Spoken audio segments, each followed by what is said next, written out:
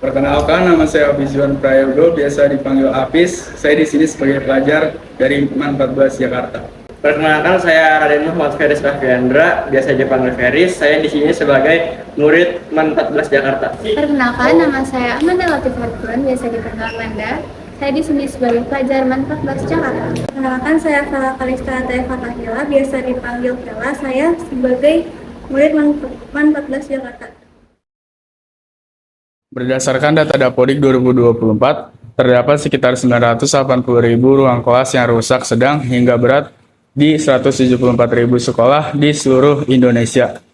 Kondisi ini membuat banyak siswa belajar di ruang yang tidak layak, seperti atap bocor atau fasilitas terbatas, sehingga berdampak negatif pada kenyamanan belajar dan kualitas pendidikan secara keseluruhan. Jadi dari berita yang saya dapat dari Kementerian Pendidikan, Pendidikan Dasar dan Menengah, jadi mereka ini telah mengirimkan sejumlah guru untuk melakukan pembelajaran mendalam di Australia. Ajang Pesona 2025 memunculkan talenta muda Indonesia bidang pendidikan dan seni. Pesona 2 dibuka secara resmi oleh Kepala Sekolah SIKK Syahyudin mengatakan bahwa ajang yang memasuki tahun kedua tersebut menjadi wadah untuk kemampuan pelajar-pelajar terbaik CLC tingkatan SD dalam bidang akademik, seni, dan olahraga. Konsep deep learning dalam kurikulum nasional, Dewi menerangkan bahwa metode pembelajaran ini akan disesuaikan dengan kurikulum di masing-masing sekolah, terutama di daerah tertinggal, terluar, dan terdepan. Ia menjelaskan bahwa pembelajaran mendalam atau deep learning merupakan metode yang sudah dikaji dan diharapkan dapat membantu meningkatkan kemampuan literasi siswa. Menurutnya, metode ini dapat diaplikasikan pada kurikulum 2013 maupun kurikulum Merdeka. Menurut saya, fasilitas pendidikan di Indonesia masih jauh dari merata. Banyak sekolah khususnya di daerah terpencil memiliki ruang kelas yang rusak, kurang peralatan belajar, dan fasilitas yang terbatas, sehingga memengaruhi kenyamanan dan kualitas proses belajar mengajar.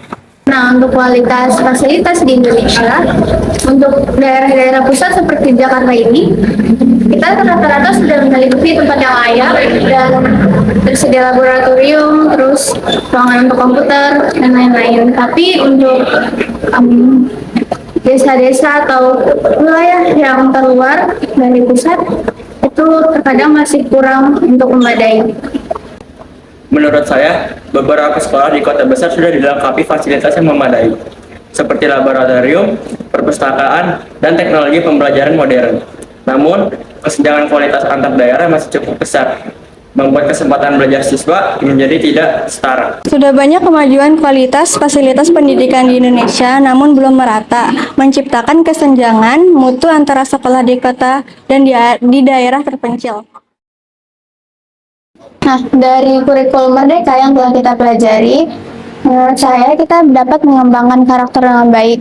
Lalu juga sebagai siswa kita tuh nggak hanya mempelajari teori, tapi juga melakukan aksi nyata dan belajar menerapkan bagaimana mata pelajaran lain itu kita bisa menyelesaikan masalahnya deh untuk proyek-proyek yang telah terjadi, contohnya seperti dengan tema demokrasi waktu kelas 10 itu. Saya merasa antusias karena kurikulum Merdeka memungkinkan siswa belajar lebih sesuai dengan minat dan potensi masing-masing, serta mendorong guru untuk mengembangkan metode pengajaran yang kreatif dan inovatif. Namun, saya juga merasa ada tantangan besar dalam pelaksanaannya, karena dibutuhkan kesiapan guru, sarana prasarana, dan dukungan peserta didik yang belum merata di seluruh sekolah. Secara keseluruhan, kurikulum Merdeka adalah lompatan positif menuju pendidikan yang lebih relevan dan manusiawi. Namun, keberhasilannya sangat bergantung pada komitmen pemerintah daerah untuk memeratakan kualitas guru dan infrastruktur agar prinsip Merdeka Belajar benar-benar dapat dinikmati oleh semua siswa di seluruh pelosok Indonesia. Mempelajari kurikulum Merdeka membuat saya merasa optimis karena pendekatannya lebih menekankan pada pengembangan karakter dan keterampilan berpikir kritis siswa, sehingga proses belajar menjadi lebih bermakna. Di sisi lain, Saya juga merasa agak kewalahan karena perubahan metode pengajaran dan penilaian yang baru memerlukan adaptasi cepat dari guru dan siswa, sementara kesiapan infrastruktur dan sumber daya masih bervariasi.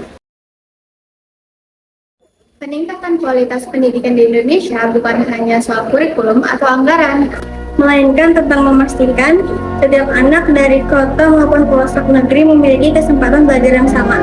Dengan kolaborasi antara pemerintah, guru, masyarakat, dan orang tua. Diharapkan pendidikan di Indonesia bisa lebih merata dan juga berkualitas. dan dapat mencetak generasi yang mampu bersaing di tingkat global.